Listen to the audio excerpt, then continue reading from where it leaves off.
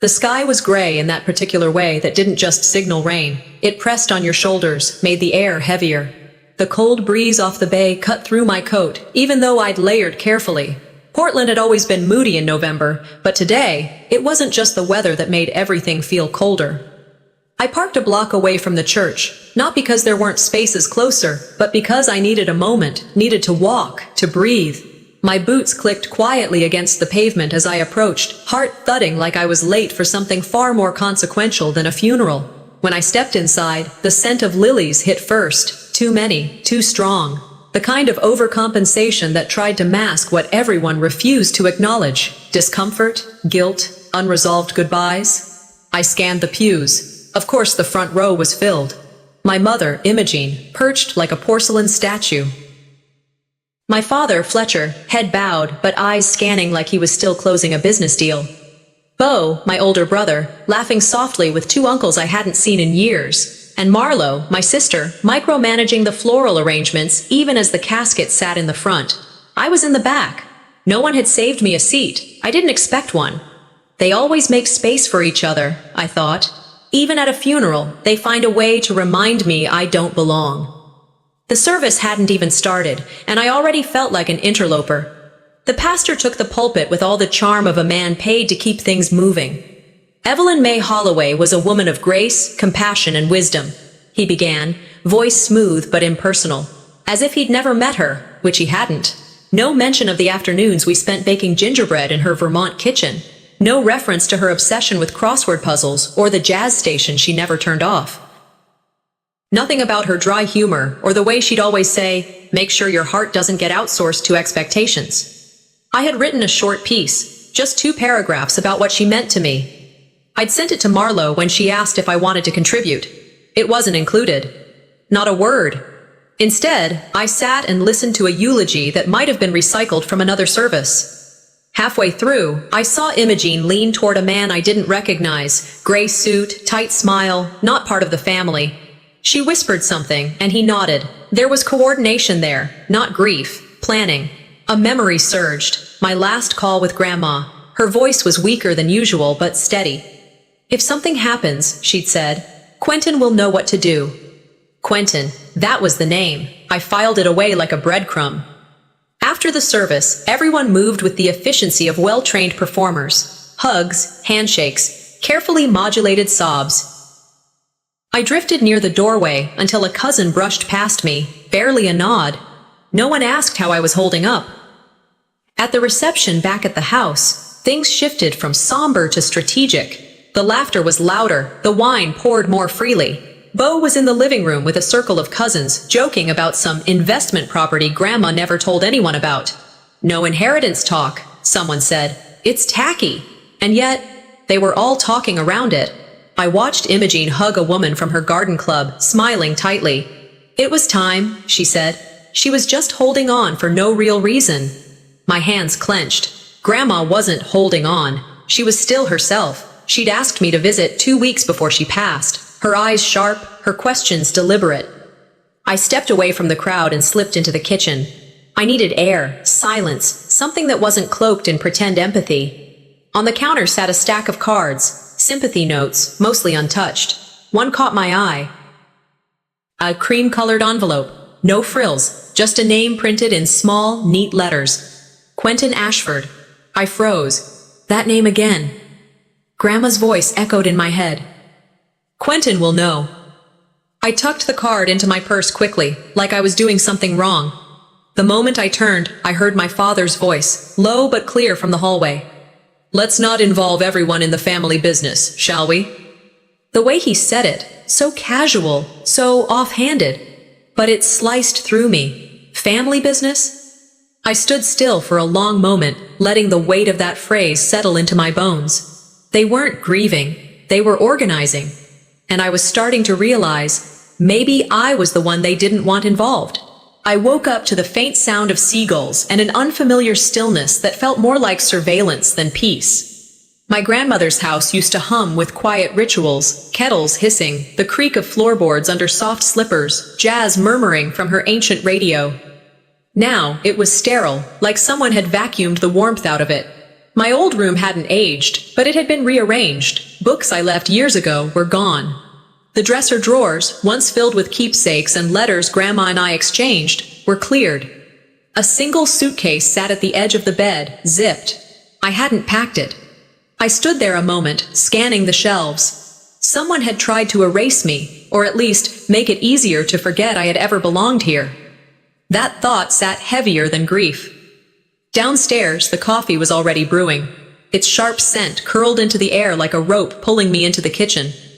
Lucy stood at the counter, her back to me, methodically stirring cream into a mug.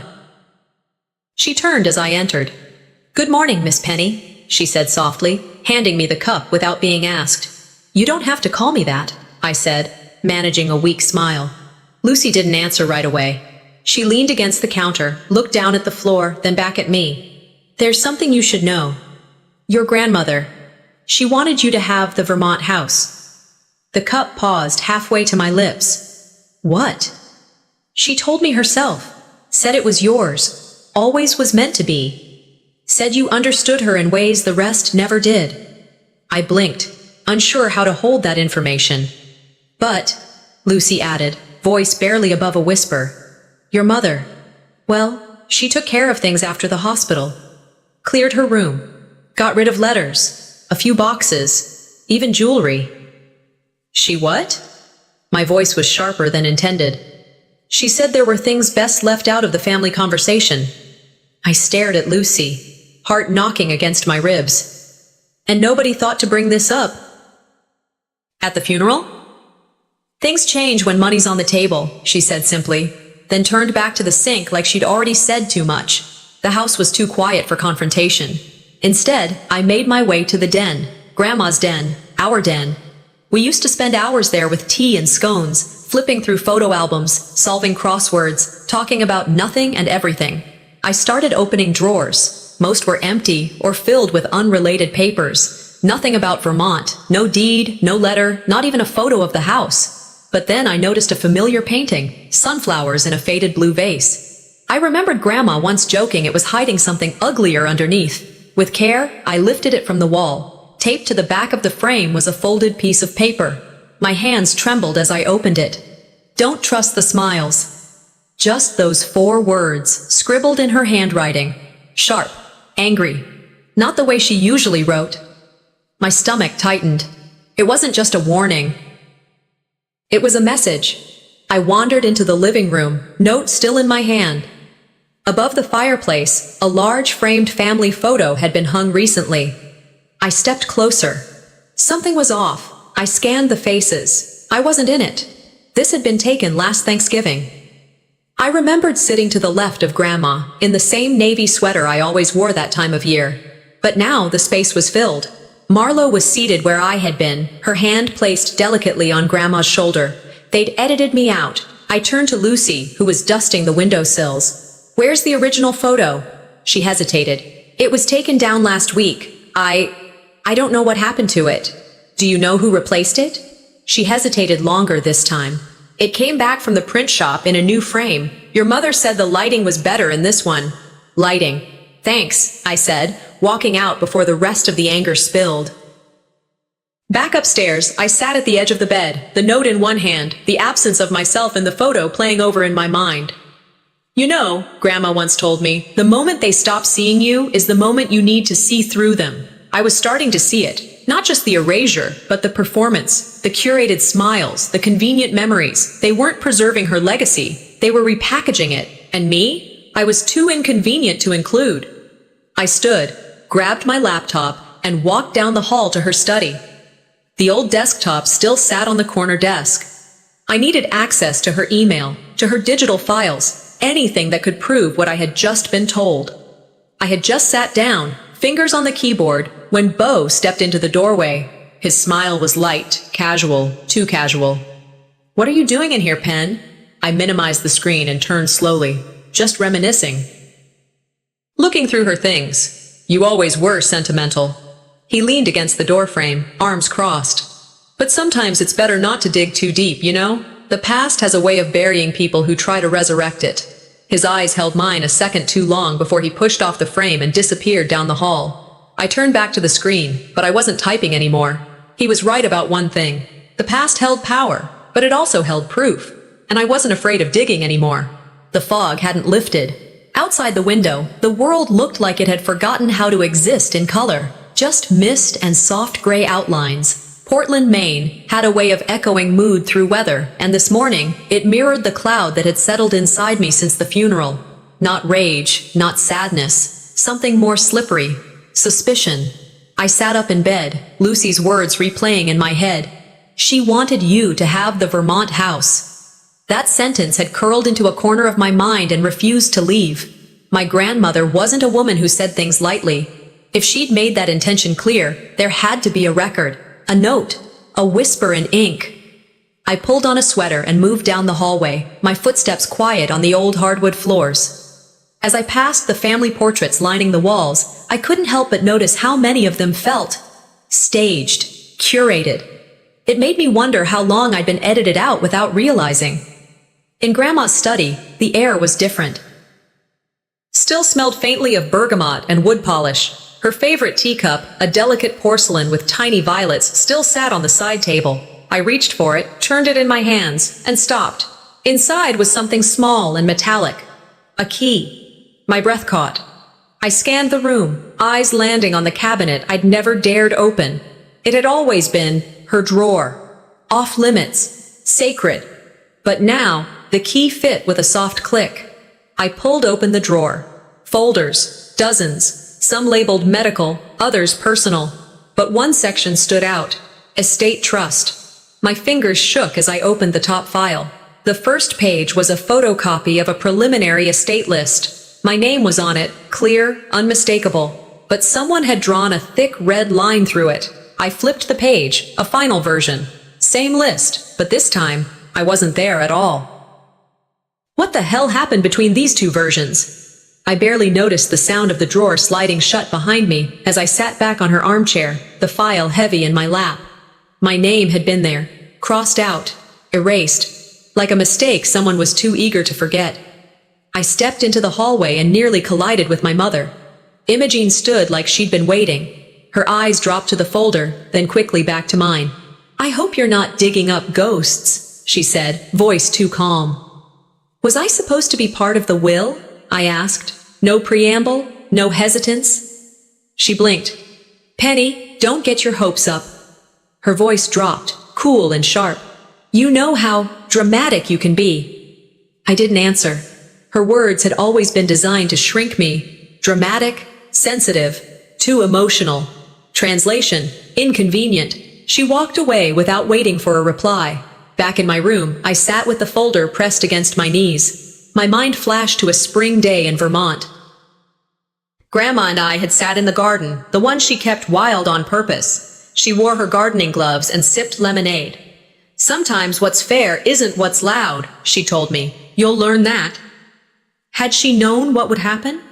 Now even that memory felt fogged. Had she meant it as reassurance or warning? Had she planned to include me and changed her mind? Or had someone else made that decision for her?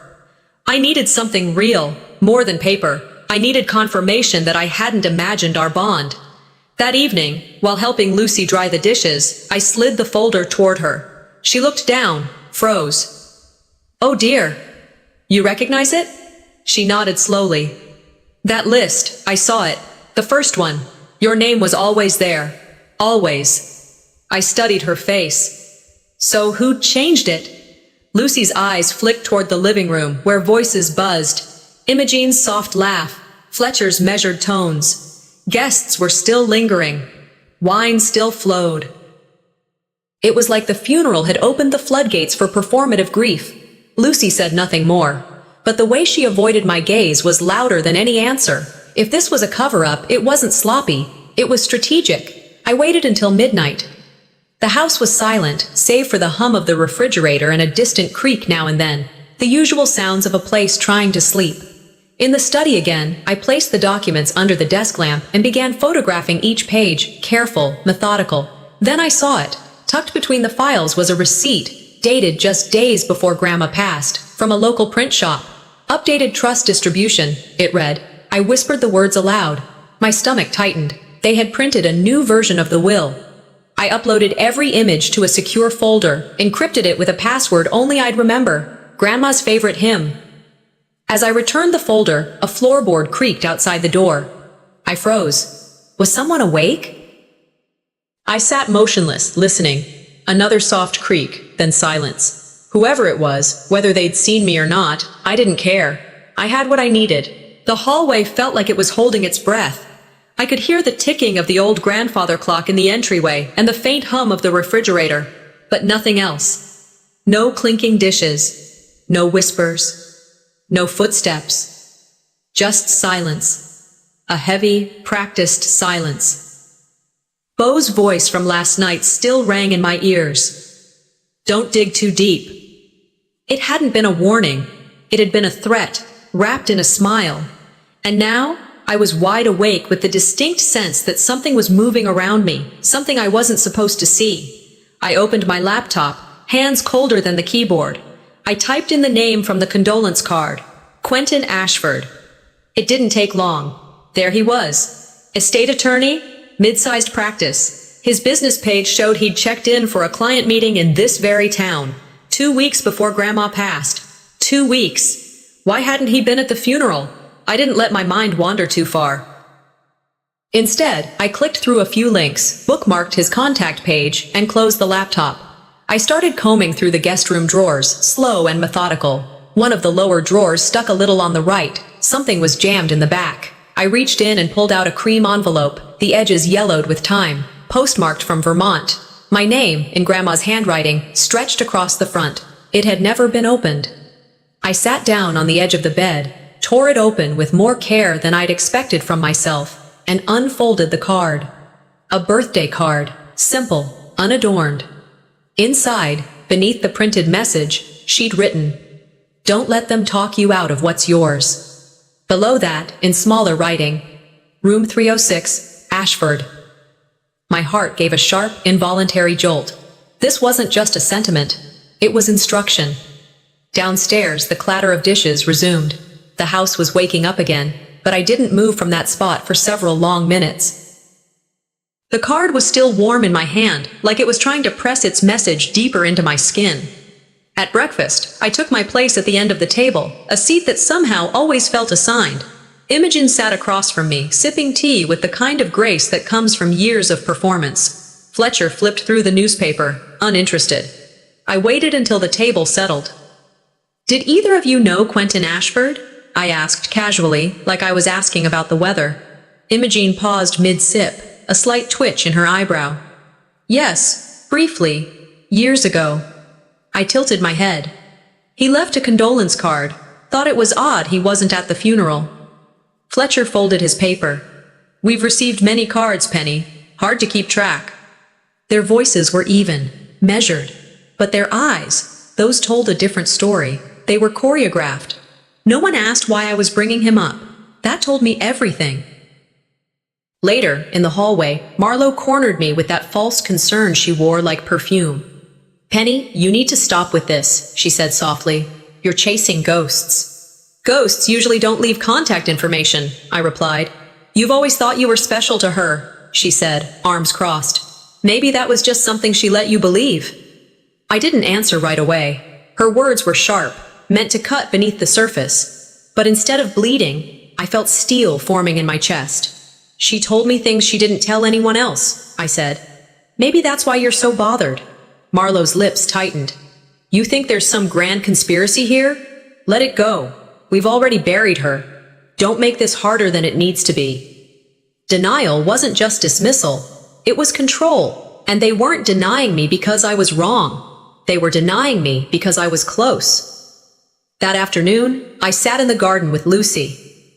The air smelled of rosemary and old soil. She brought 2 glasses of iced tea, and we sipped in quiet before I broke it. "Did Grandma ever ask you to send anything? Mail something on her behalf?" Lucy looked down at her glass. "She did," she said slowly. "A card. I never saw what was inside." "Did you send it?" "I tried, but Imogen found it first." I reached into my pocket and pulled out the card I'd found. I held it out. Lucy's eyes widened. "That's the one," she said. "She signed it from Vermont," I said. and gave a hotel room number. Quentin Ashford. Lucy nodded. He came once. Quiet visit. They met in private, out by the greenhouse. I served them tea and didn't ask questions. So Grandma had a plan, and someone had interrupted it. I stood, dusted off my hands, and looked up at the fading sun. I didn't care what they said anymore. I didn't care how carefully they tried to make me doubt my memories. The pieces were there. I just had to follow the thread. That evening, as the house dimmed and the last of the guests slipped out, I pulled out my phone and texted the number listed with Quentin Ashford's practice. A reply came within minutes. I was wondering when I'd hear from you. We need to talk, urgently. As I looked up from my screen, Imogene stood by the kitchen window, arms crossed, her face unreadable in the glow of the pendant lights. I didn't flinch. I walked past her, didn't say a word, but in my head I thought, they can try to erase me from paper, but they can't erase what I'm about to find. The silence had changed. It wasn't just absence of noise. It had become a language in this house. One that said, "You don't belong here." Every whisper stopped when I entered a room. Every conversation ended with a glance toward me. Even Lucy, who had always been the quiet keeper of secrets, moved slower, like she was careful about every word now. It was mid-morning when I noticed it. Every door that was usually cracked open now stood firmly shut. The hallway outside the den was especially still. No laughter, no shuffling of paper, no casual murmurs. Lucy walked past me with a tray of teacups, paused, and lowered her voice. "They're all in the study, have been for over an hour." I didn't ask who she meant. I already knew. I padded down the hall in my socks, careful not to make the floorboards groan. The door to the den was mostly closed, just enough to muffle sound but not silence it. I stopped just beside it, crouched, and leaned in. "She can't know anymore," Bo said.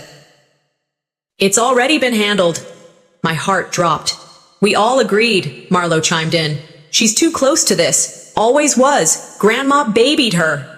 "She thinks the house is hers," Bo added with a snort. "It's delusion." Fletcher's voice came next, calm, sharp. "If she finds out anything else, we'll deal with it legally. For now, she knows just enough to stay out of the way." I didn't realize I was holding my breath until the air burned in my chest. This wasn't just neglect. This was deliberate. I backed away slowly, quietly returning to the hallway, schooling my face into indifference. I walked past the living room and into the dining room, where Lucy was setting plates. Dinner that night was quieter than usual. Everyone played their parts. Bo opened a bottle of red like he was auditioning for a wine commercial. Fletcher passed the potatoes without looking up. Imogene complimented the roast she hadn't cooked, and I sat at the far end of the table, watching them all. "It's interesting," I said, cutting through the silence, "how sometimes silence says more than words." Marlowe stiffened, especially when secrets are being whispered in rooms with closed doors. Imogene's fork hit her plate with a loud clink. Bo laughed nervously. "Wow, Penny, deep thoughts tonight." I turned to him. "Why am I the only one not worth trusting with the truth?" Imogene straightened. "Because you're emotional. Always have been. You let your feelings cloud what's actually happening." "No," I said. "I let myself believe this family wasn't lying to my face." The room fell into that heavy silence again. This time, I didn't fill it. After dinner, I stepped outside to breathe. The cold air was a slap, but welcome. I leaned against the railing of the porch, staring at the hedges Grandma used to trim herself. Marlowe followed. "You weren't here," she said. "No hello, no pretense. I visited every month." "I called her every week."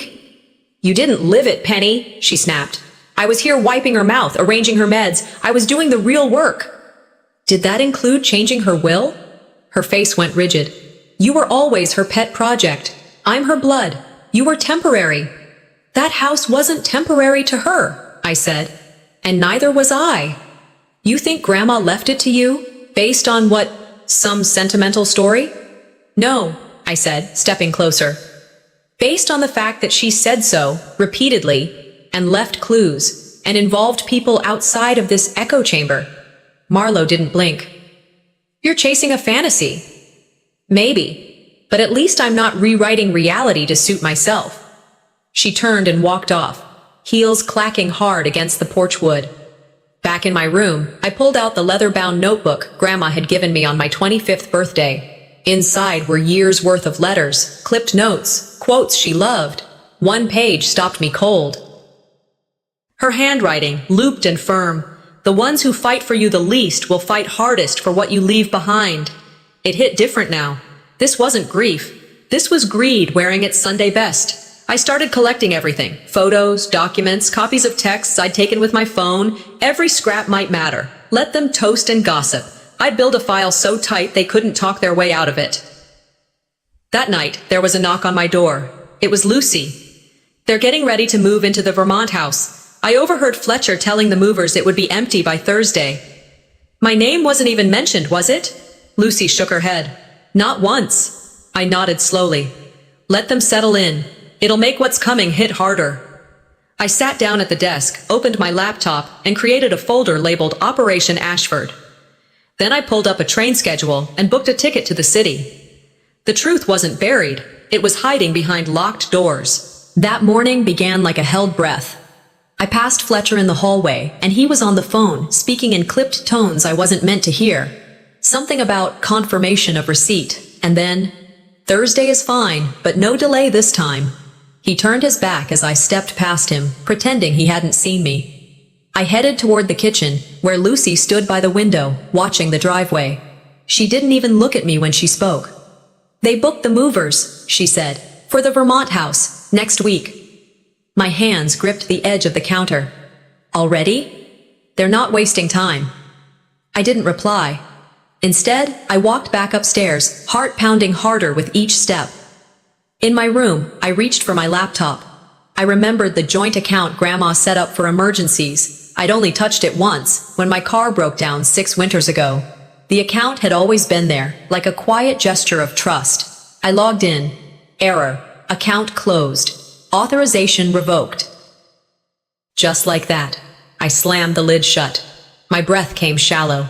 I walked out of the room and headed toward the front of the house, trying to steady myself. That's when I saw Bo outside, unloading boxes from the back of a truck. I stepped out onto the porch. "Hey!" I called out. He looked up, smiling like this was just another Sunday. "What are you doing?" I asked, arms crossed. "Getting ready," he said, wiping his hands.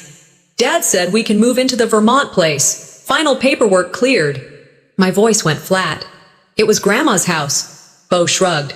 "Correction, now it's family property." "Funny," I said. "No one told me I was no longer family." He didn't answer. "I'd like to see the papers." He gave me a smirk that made my stomach turn. "Ask Mom, she handles that." I walked back inside before I said something I couldn't unsay. But inside, the fury was building, and not just at Bo. I found Fletcher in his study, the same study I used to sneak into as a child to borrow pens and feel like a grown-up. Now it felt like a war room. "Why was the joint account closed?" I asked. He looked up slowly. "That account was temporary. Your grandmother would have understood." "She gave it to me," I said, voice steady. "Not to you, not to anyone else. She set it up during a complicated time. It's over now." "And the Vermont house? Is that over too?" "It's done," he said. The family agreed. I blinked, jaw tightening. Which family? Because last I checked, I was part of it. Or was I demoted again without notice? He didn't answer. That night, when the house was finally quiet, I climbed up to the attic. I searched every dusty box and stack of folders. It was Lucy who'd told me once that Grandma kept the things she didn't want, found right where no one wanted to go. Above eye level. It took me hours, but there it was. A lockbox, faded label on top. Private, EM. Only, no key. I carried it downstairs, took pictures of every inch, and brought it into my room. As I opened the lid, taped inside was a note. "What's yours will find its way back. Just don't stop looking." I sat there a long time after that, the box in my lap, the note burning through my fingers. Grandma once told me, the law doesn't always honor love, but love always knows its own. I'd spent the last week hoping someone would do the right thing, that if I just said the truth enough times, someone else would finally echo it. But they weren't going to give me anything. I had to take it. I opened a blank notebook. At the top, I wrote, "Quentin Ashford, room 306, Vermont house, joint account, birthday card, estate folders, lockbox, every thread. I didn't need to feel anymore. I needed to act. Later that night, as I finished writing, my phone buzzed. A text. Blocked number. They know you're digging. Be careful who you trust. I stood and moved to the window. A figure stood near the mailbox, motionless. I blinked, and they were gone. I ran outside, bare feet on cold grass. Nothing. But inside the mailbox was a manila envelope. No return address. I opened it. A photo. It was the deed to the Vermont house. My name had been scratched out with red ink. Marlowe's was written in its place. My throat tightened. They're already rewriting everything, I whispered. But not for long. The envelope from the mailbox still sat on my nightstand. I hadn't touched it since last night, but I couldn't stop staring at it. A photo of the Vermont house deed. My name scratched out. Marlowe's penciled in. I didn't sleep. I paced, checked windows, scanned through documents on my laptop again. I kept waiting for another knock, another shadow in the yard. By the time the sun rose, I was still fully dressed and wide awake. Lucy found me in the kitchen, nursing cold coffee. Fletcher left early, she said under her breath. Dress shirt, documents in hand, looked like he had a meeting. My mind flashed to a moment a few days before the funeral. Legal envelopes on his desk. I hadn't thought much of them then, but now, every unopened folder, every locked drawer felt like a clue I'd ignored. I grabbed my keys. Going out? Lucy asked. Just need to see something for myself. Be careful, Penny. I didn't answer. I borrowed the neighbor's car, the old Ford with the dented rear bumper. I drove slower than I needed to, watching every turn like I was being followed. Downtown was already buzzing, but my eyes were focused on a 2-story brick building just past the courthouse. Ashworth Bell, legal. Not Quentin's office. I parked across the street and waited. 15 minutes later, Fletcher appeared. He stepped out of his car, briefcase in hand, glancing around before walking inside. I gripped the steering wheel. 37 minutes passed. Then Marlowe arrived. My stomach dropped. I picked up my phone, took a few discreet photos, then leaned back in the seat and closed my eyes. They weren't just hiding something, they were locking it behind doors. Back at the house, I dialed Quentin Ashford. He picked up on the second ring. Penny, he said. I was hoping you'd call again. I just saw my father and sister meeting with lawyers at Ashworth Bell. That firm doesn't handle estate transitions, not the ones your grandmother authorized. Something's off. There's more, I said. There's a forged deed, my name removed. He was quiet for a moment. I need to see everything you've got. Meet me tomorrow morning. Bring it all. I will. And Penny?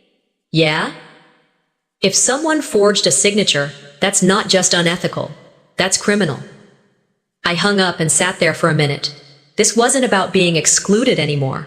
This was deliberate, strategic. That night, I spread everything out on my bed, photocopied pages from the lockbox, the birthday card, the estate lists. And then I found it, a scanned document labeled Transfer of Ownership. The signature on the form claimed to be Evelyn M. Holloway. I pulled out the birthday card she'd written me 5 months earlier. Same name, same woman, but different hands. The E looped differently, the M slanted the opposite way. Pressure lighter, flow inconsistent. I grabbed tracing paper and carefully overlaid the signatures. They didn't match. I took high-res photos of both, added them to a folder on my laptop labeled Forgery Proof. And then I sat back, hands trembling, not from fear, but from fury. They weren't even being subtle anymore. At dinner, Beau had his wine glass raised before I even sat down. To family, he toasted, and to modernization, especially of the Vermont property. Thinking of opening it up for event rentals. Grandma would have wanted it to stay in the family, right? Fletcher stayed silent. Imogene gave a tight smile. I didn't blink. You mean the part of the family that has access to legal templates and editing software? I asked calmly. Silence. Beau's smile faltered. Imogene's hand froze mid-cut above her roast chicken. Marlowe shifted in her seat. I let the silence linger. Enjoy your dinner, I said, pushing my plate aside. I have documents to organize. Back in my room, I started building a case. Literally. Scans, dates, comparison sheets, witness statements from Lucy, screenshots, bank records, timeline. The moment I labeled the file Exhibit A, I stopped feeling like the grieving granddaughter and started feeling like the woman no one expected to fight back. Then, my phone buzzed. Unknown number. Be careful. If you expose this, you'll ruin them. Is that really what you want? I stared at the screen. For a moment, I let my thumb hover. Then I typed. What I want is the truth. And the truth has a habit of ruining the wrong people. I hit send. Then I set my alarm for 6:30 a.m. I stood in front of the mirror for longer than I needed to, tugging at the cuffs of my navy blazer, checking for lint that wasn't there. It wasn't about looking perfect, it was about control, about showing up to this meeting composed, clear-eyed, and unshaken. Grandma had always told me, when you know you're right, don't flinch. Today, that advice felt like armor. Quentin was already outside the office building when I arrived, leaning casually against the doorframe. His suit was crisp, but his expression serious. You ready? He asked. I nodded once. He held the door open. Whatever happens in there, stay calm. Let the facts speak first. The walk down the hallway was silent, save for the low hum of office lighting and my pulse thudding behind my ears. This wasn't revenge. This was restitution. The conference room smelled faintly of citrus and old leather. Fletcher sat at one end of the table, Imogene beside him, her posture as tight as her updo. Beau leaned back in his chair, spinning a pen between his fingers. Marlo tapped her nails against a notepad, unreadable.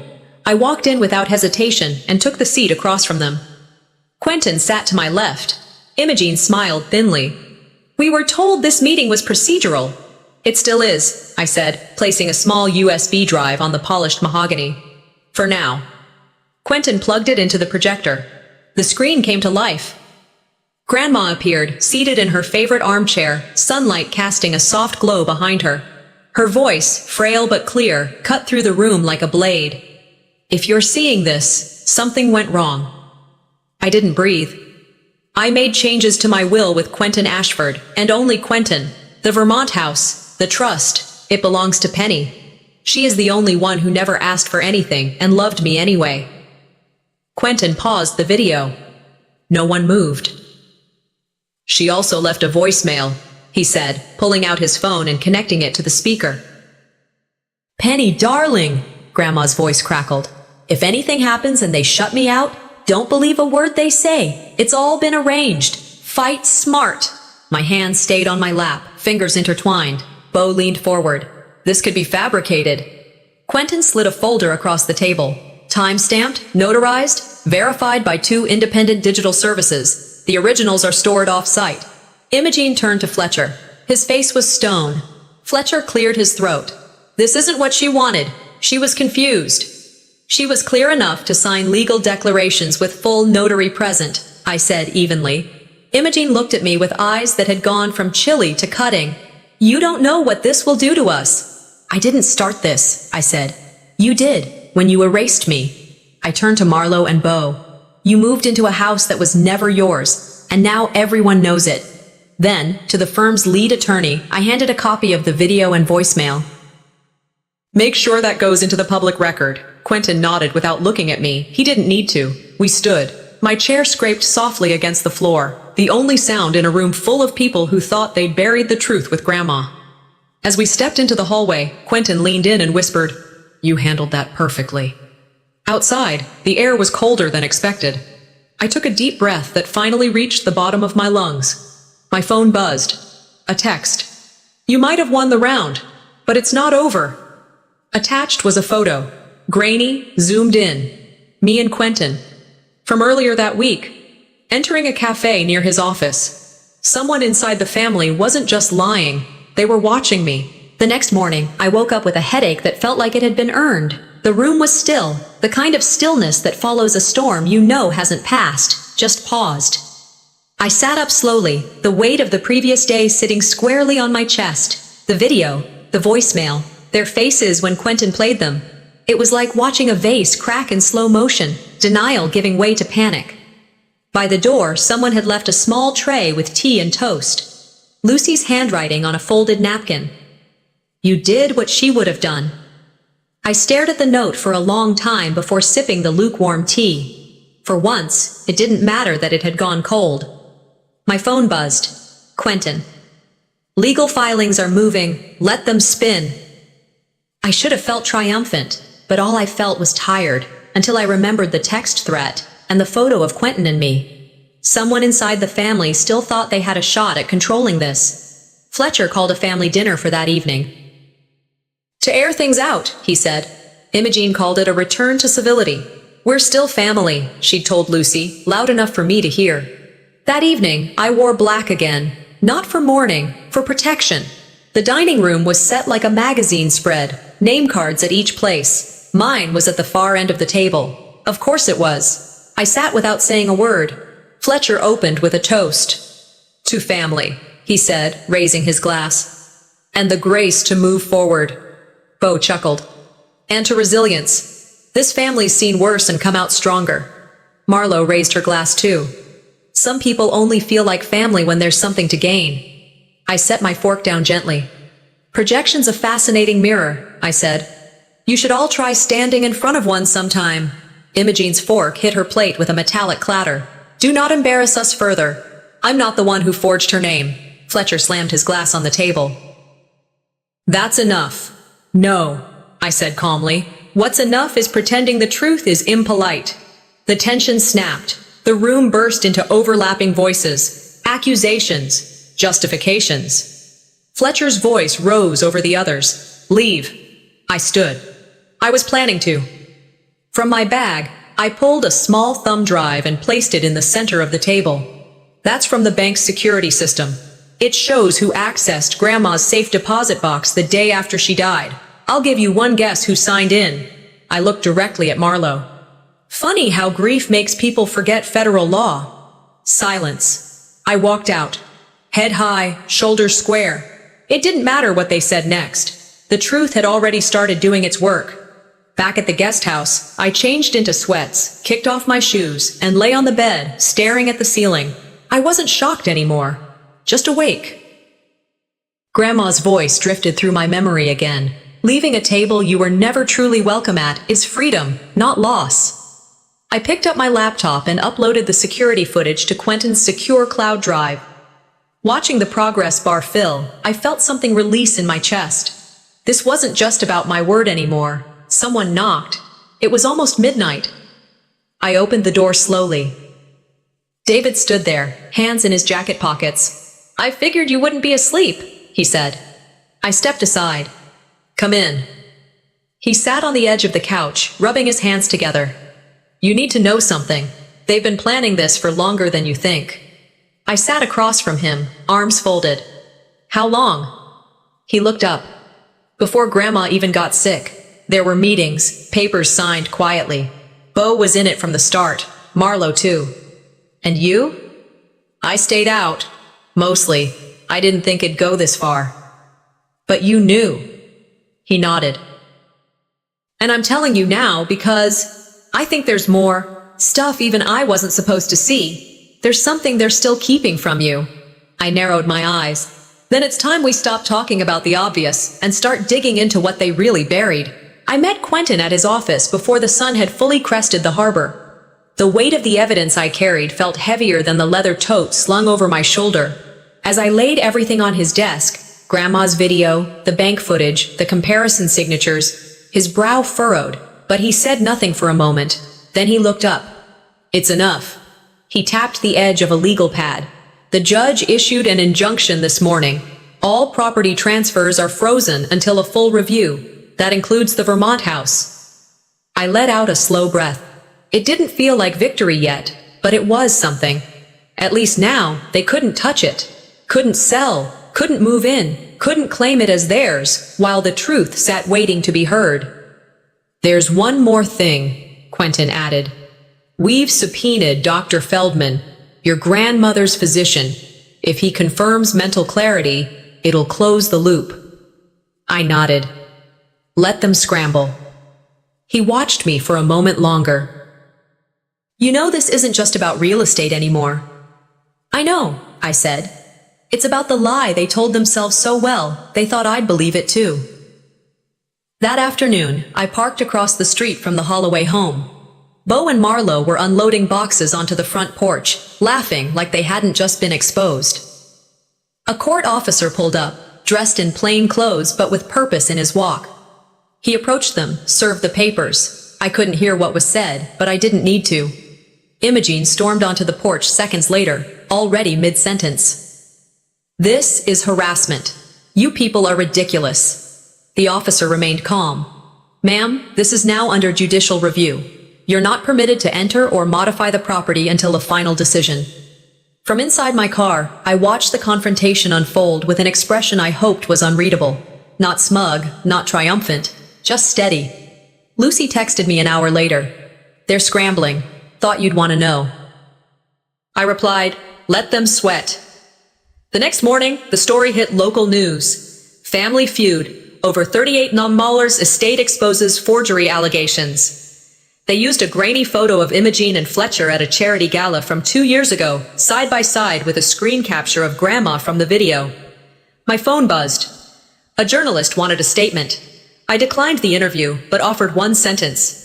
Some legacies are guarded by lawyers, others are guarded by truth. By noon, Imogene had been quietly removed from 2 nonprofit boards. Fletcher lost a major investor. Marlo had locked her social media accounts. I didn't feel joy. I felt balance start to return to a world that had tilted too long in their favor. Later that week, Quentin and I watched Dr. Feldman's recorded testimony together. He spoke with composure. She was clear-minded, asked specific questions, expressed her wishes plainly. I witnessed her sign the documents personally and reviewed her capacity on that day. She was fully aware of what she was doing. He paused, then added, "It was important to her that Mrs. Penny Holloway be protected. She said, and I quote, 'She's the only one who never asked for a thing.'" I didn't cry, not then. Quentin looked over. "You okay?" "She didn't just fight for me after she died," I said. "She fought while she was alive." Word of Dr. Feldman's statement spread fast. Imogene retreated, stopped showing up to public events. Marlo and Bo were seen arguing at a cafe downtown, loud enough for a barista to text someone who texted me. David sent me a message. "They're turning on each other." I responded, "They already did. They just didn't realize I was watching. I wasn't on the outside anymore, not begging for a seat at their table. I was on the other side of the glass, watching the machine fall apart." 3 days later, I received the official court summons. Final hearing in 5 days, all parties required. Attached was a sticky note. Unmarked. "Be ready. They've got one last card to play." Quentin furrowed his brow when I showed him. "Do we know who sent it?" "No," I said. "But I don't care. We'll prep for anything. I've got her voice, her doctor, her documents, and my spine." I pulled out the envelope I'd been preparing. Grandma's birthday card, the notarized will, the video and audio files on USB, printed stills from the bank's security camera, even the tracing overlay of the forged signature. "I walk in with this," I said, "and I walk out whole." He nodded. "Then let's walk in." I arrived at the courthouse before anyone else, standing under the awning just long enough to shake the rain off my coat. I wore the same navy blue suit Grandma always said brought out my eyes. I didn't wear it for them. I wore it for her. As I stepped through the entrance, I spotted them huddled near the far steps. Fletcher, Imogene, Bo, and Marlo. Not a single glance my way. They stood like people waiting for a verdict they already knew was coming. Quentin met me inside, a file folder tucked under his arm. "We're set," he said. "Property deed, co-ownership papers, forensic handwriting report, video. The judge has it all." I nodded, lips pressed. "Anything I should prepare for?" He gave me a small smile. "The most powerful thing you can do in that room. Stay still. Let their panic make the noise." The courtroom was smaller than I'd imagined, intimate in a way that made every movement feel exposed. We sat on one side, they sat on the other. The air buzzed with silence. And the judge entered. "All parties are present?" she asked. "Yes, Your Honor," Quentin said. She reviewed the document silently for several minutes, flipping between signatures and dates, pausing on the video still of Grandma's testimony. "Ms. Holloway," she said, turning to me, You claim co-ownership of the Vermont property and contest the alteration of estate documents. You've submitted a notarized declaration signed by the deceased in 2004, confirming that co-ownership began when you turned 18. Is that correct? Yes, Your Honor, I said, standing. I didn't know about it until recently. My name was removed from later documents. I believe the original intent was erased. The judge nodded slowly. Please elaborate. My grandmother trusted me. She told me things, left things in writing. This wasn't about getting what I wanted. It was about preserving what she wanted. A beat of silence followed. Quentin added, everything in our possession supports her statement.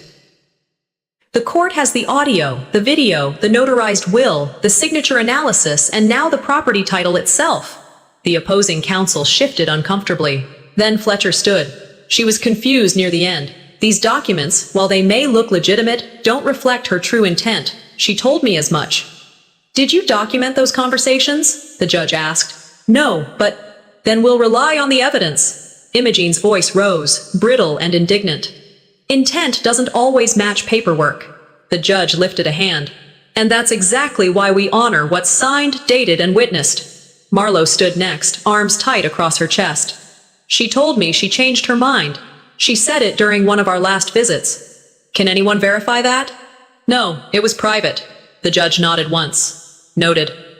I looked at them, one by one. You tried to erase me, I said, voice low but even. Now you're the ones fading. The judge's ruling came minutes later. The court recognizes the co-ownership of the Vermont property in favor of Ms. Penny Holloway. All associated transfer attempts are nullified. The forgery of any document will be referred to the appropriate legal authority. Penalties for attempted fraud are pending.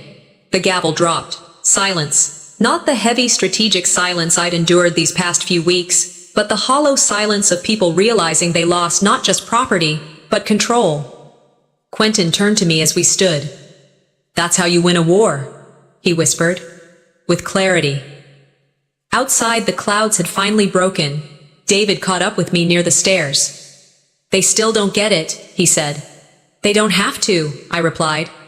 I didn't do it for them. On the way home, I stopped at the cemetery. Grandma's stone was simple, elegant, just like her. I laid the court order next to a single yellow rose and whispered, you were right. Some legacies are louder than others. Mine just had to be read aloud. I stayed until the wind picked up, then drove back to the guest house. Night had fallen by the time I returned. As I stepped inside, a small envelope slid under my door caught my eye. No return address, no handwriting, just a key inside, engraved with 3 letters, E.M. Attached was a note. This wasn't just about the house. You were never meant to find the rest. I stared at the key, pulse steady. I whispered, it's not over, is it? I sat on the edge of the bed, the key still resting in my palm like a dare. E.M. Archives, it read. Engraved in clean block letters, no embellishment. The envelope it came in was thin, but the letter inside was thick with intent. If you've reached this, it began, typewritten but unmistakably hers, then you didn't just survive, you saw them for who they are. I folded the paper once, then again, then set it aside. No more waiting. I pulled up my laptop, searched the name and address embossed on the key, a private legal vault 2 miles downtown. Her name was still on the registry. I called, scheduled the appointment, took the next cab available. My hands were steady, my heart wasn't. At the front desk, I showed my ID and the court paperwork. The woman behind the counter barely blinked as she handed me a visitor's badge and led me to a back room with a numbered box already waiting. The vault door closed behind me with a hiss. I opened the box. Inside, a stack of envelopes, each sealed. A hard drive. A small note on thick stationery, to be used if they go too far. I reached for the drive first, plugged it into the monitor on the side table.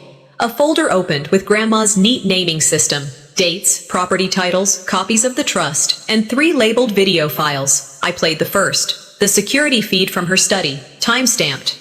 There was Marlowe and Fletcher, entering her office the night after she died, digging through her desk, pulling open drawers, taking out folders and snapping photos. I didn't cry. Not because it didn't hurt, because it proved what I'd always known. They didn't just lie to me. They built a story without me in it. The The last document in the box was titled, Truth Beyond the Grave. It was 6 pages long. A handwritten, dated account of everything she suspected they'd try to do after she passed, including details of a similar manipulation they'd attempted years ago, back when I was still in college. It hadn't gone as far, but she documented it anyway. It was more than insurance. It was the final nail. The next day, I handed the entire drive to Quentin. Add it to the estate investigation. He scrolled through the folders, eyes narrowing with each click. This rewrites everything. Good, I said, because that's what they tried to do to her. That afternoon, I made another call to the journalist who'd contacted me weeks ago. I'm ready to talk, I told her. I didn't give them a sob story. I gave them a statement. Not just about money. This is about how legacy gets manipulated, about what happens when people weaponize family. And then I wrote the op-ed myself. I never wanted a war, I began. I just wanted a voice, and I got it. It spread faster than I expected. Local networks picked it up. National blogs, forums, email chains. By the next week, I was getting letters from strangers, people who'd been erased in their own families, people who saw themselves in mine. Fletcher got notice of a full audit. Imogene was removed from every board she sat on. Marlowe was subpoenaed for testimony after the security footage went public. And Beau, who had tried to play neutral, was caught in the web of backdated documents and early property valuations. I didn't gloat. I met with Quentin again after the storm started to settle. They signed their own endings, I said. The day they signed mine out. He nodded once. You want to file civil charges? No, I said. Let the court of public opinion do its work. My name's already back where it belongs. I returned to the Vermont house that weekend, alone. The porch still creaked in the same spot. I unlocked the door, stepped inside, and exhaled. Everything was untouched. Her scent still lingered in the curtains, faint but familiar. In the corner sat a box of her journals. I took the top one, placed it on the kitchen table, opened to a blank page, and wrote, Entry number 1. I thought about all the times I was told I was too much, too loud, too sensitive. I closed the book gently, stood, and walked to the living room. On the mantel, I placed a photo of us. Me and her, laughing. It wasn't just reclaiming the house, it was reclaiming the story. 1 week later, I received another envelope. No return address. Inside, an old black and white photo. Grandma as a young woman, standing beside a man I didn't recognize. But the eyes were identical. On the back, a handwritten note. You knew half the truth. Now go find the other half. I didn't flinch. I smiled. The inheritance wasn't just money, it was the right to rewrite the ending, and the strength to begin the sequel.